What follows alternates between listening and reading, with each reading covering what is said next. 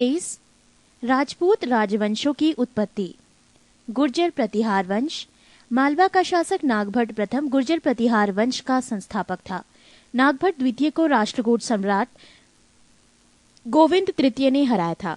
प्रतिहार वंश का सर्वाधिक शक्तिशाली एवं प्रतापी राजा मिहिर भोज था। मिहिर भोज ने अपनी राजधानी कन्नौज में बनाई थी।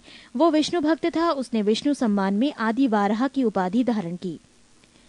राजशेखर प्रतिहार शासक महेंद्रपाल के दरबार में रहते थे। इस वंश का अंतिम राजा यशपाल 1036 ईस्वी था। दिल्ली नगर की स्थापना तोमर नरेश अनंगपाल ने 11वीं सदी के मध्य में की। गेहड़वाल यानी राठौड़ राजवंश।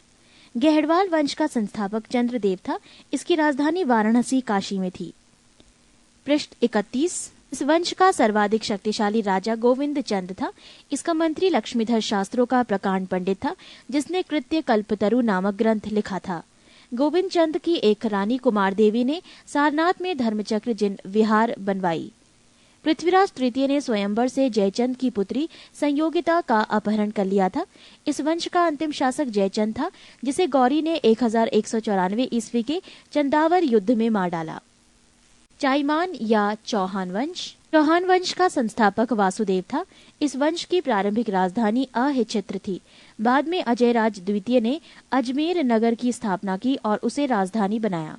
इस वंश का सबसे शक्तिशाली शासक अर्णोराज के पुत्र विग्रहराज चतुर्थ वीसलदेव 1153 से 1163 ईस्वी हुआ, जिसने हरि केली नामक संस्कृत नाटक की रचना की।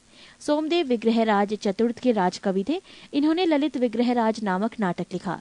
2.5 दिन का झोपड़ा नामक मस्जिद शुरू में विग्रहराज चतुर्थ द्वारा निर्मित एक विद्यालय था। पृथ्वीराज तृतीय इस वंश का अंतिम शासक था। चंद्रवरदाई पृथ्वीराज तृतीय का राजकवि था, जिसकी रचना पृथ्वीराज रासो है। रणथंभौर के जैन मंदिर का शिखर पृथ्वीराज तृतीय ने बनवाया था। तराइन का प्रथम युद्ध 1191 में हुआ, जिसमें पृथ्वीराज तृतीय की विजय एवं गौरी की हार हुई। तराइन के द्वितीय युद्ध 1192 में हुआ, जिसमें गौरी की विजय एवं पृथ्वीराज तृतीय की हार हुई। परमार वंश। परमार वंश का संस्थापक उपेंद्र राज था। इसकी राजधानी धारा नगरी थी। प्राचीन राजधानी उज्जैन। परमार वंश का सर्वाधिक शक्तिशाली शासक राजा भोज था। राजा भोज ने भोपाल के दक्षिण में भोजपुर नामक झील का निर्माण करवाया। नैषधीय चरित के लेखक श्रीहर्ष एवं प्रबंध चिंतामणि के लेखक मेरुतुंग थे। राजा भोज ने चिकित्सा, गणित एवं व्याकरण पर अनेक ग्रंथ लिखे। भोजकृत युक्ति कल्पतरु में वास्तुशास्त्र के साथ साथ विविध वैज्ञानिक यंत्रों व उनके उपयोग का उल्लेख है। नवसाह सांक चरित्र के रचयिता पद्मगुप्त, दशरूपक के रचयिता धनंजय, धनिक हलायुद्ध एवं अमित गति जैसे विद्वान वाक्यपति मुंज के दरबार में रहते थे। कविराज की उपाधि से विभूषित शासक था राजा भोज। भोज ने अपनी राजधानी में सरस्वती मंदिर का निर्माण करवाया था। इस मंदिर के परिसर में संस्कृत विद्यालय भी खोला गया था। राजा भोज के शासनकाल में धारा नगरी विद्या एवं विद्वानों का प्रमुख केंद्र थी। भोज ने चित्तौड़ में त्रिभुवन नारायण मंदिर का निर्माण करवाया। भोजपुर नगर की स्थापना राजा भोज ने की थी।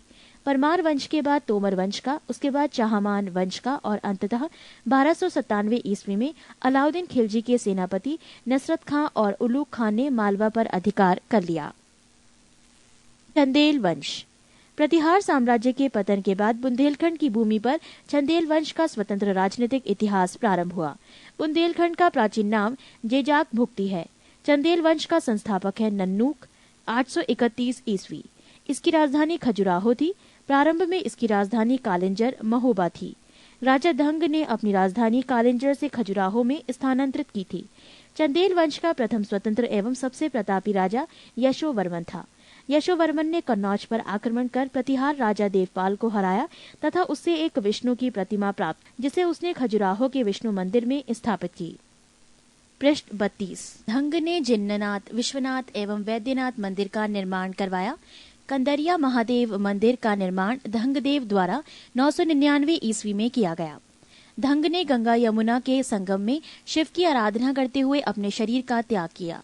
चंदेल शासक विद्याधर ने कन्नौज के प्रतिहार शासक राज्यपाल की हत्या कर दी, क्योंकि उसके महमूद के आक्रमण का सामना किए बिना ही आत्मसमर्पण कर दिया था। विद्याधर ही अकेला ऐसा भारतीय नरेश था जिसने महमूद गजनी की महत्वाकांक्षाओं का सफलतापूर्वक प्रतिरोध किया। चंदेल शासक कीर्तिवर्मन की राज्यसभा में रहने वाले कृष्ण मिश्र ने प्रबोध चंद्रोदय की रचना की थी। इन्होंने महोबा के समीप कीर्तिसागर नामक जलाशय का निर्माण किया। आल्हाद उदल नामक 2 सेनानायक परम निर्देव के दरबार में रहते थे, जिन्होंने पृथ्वीराज चौहान के साथ युद्ध करते हुए अपनी जान गंवाई थी। चंदेल वंश का अंतिम शासक परम दिरदेव ने 1202 ईस्वी में कुतुबुद्दीन ऐबक की अधीनता स्वीकार कर ली। इस पर उसके मंत्री अजय देव ने उसकी हत्या कर दी। सोलंकी वंश अथवा गुजरात के चालुक्य शासक। सोलंकी वंश का संस्थापक मूलराज प्रथम था। इसकी राजधानी अनहिलवाड़ थी। मूलराज प्रथम शैव धर्म का अनुयायी था।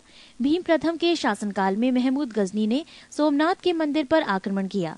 भीम प्रथम के सामंत बिमल ने आबू पर्वत पर दिलवाड़ा का प्रसिद्ध जैन मंदिर बनवाया। सोलंकी वंश का प्रथम शक्तिशाली शासक जयसिंह सिद्धराज था। प्रसिद्ध जैन विद्वान हेमचंद जयसिंह सिद्धराज के दरबार में था। माउंट आबू पर्वत राजस्थान पर एक मंडप बनाकर जयसिंह सिद्धराज ने अपने सभी पूर्वजों की गजारोही मूर्तियों की स्थापना की। मोढेरा के सूर्य मंदिर का निर्माण सोलंकी राजाओं के शासनकाल में हुआ था। सिद्धपुर में रुद्र महाकाल के मंदिर का निर्माण जयसिंह सिद्धराज ने किया था। सोलंकी शासक कुमारपाल जैन मतानुयायी था। वो जैन धर्म के अंतिम राज के प्रवर्तक के रूप में प्रसिद्ध है। सोलंकी वंश का अंतिम शासक भीम द्वितीय था।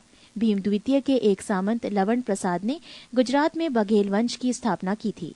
बघेल वंश का कर्ण द्वितीय गुजरात का अंतिम हिंदू शासक था। इसने अलाउद्दीन खिलजी की सेनाओं का मुकाबला किया था। कलचुरी चेदी राजवंश। कलचुरी वंश का संस्थापक कोक्कल था। इसकी राजधानी त्रिपुरी थी। कलचुरी वंश का एक शक्तिशाली शासक गांग्य देव था, जिसने विक्रमादित्य की उपाधि धारण की। पूर्व मध्यकाल में स्वर्ण सिक्कों के विलुप्त हो जाने के पश्चात इन्होंने सर्वप्रथम इसे प्रारंभ करवाया। कलचुरी वंश सबसे महान शासक कर्णदेव था, जिसने कलिंग पर विजय प्राप्त की और त्रिकलिंगाधिपति की उपाधि धारण की। प्रसिद्ध कवि राजशेखर कलचुरी दरबार में ही रहते थे। सिसोदिया वंश। सिसोदिया वंश के शासक अपने को सूर्यवंशी कहते थे। सिसोदिया वंश के शासक मेवाड़ पर शासन करते थे। मेवाड़ की राजधानी चित्तौड़ थी। अपने विजयों के उपलक्ष्य में विजय स्तंभ का निर्माण राणा कुंभा ने चित्तौड़ में करवाया। खतौली का युद्ध 1518 ईस्वी में राणा सांगा एवं इब्राहिम लोदी के बीच हुआ।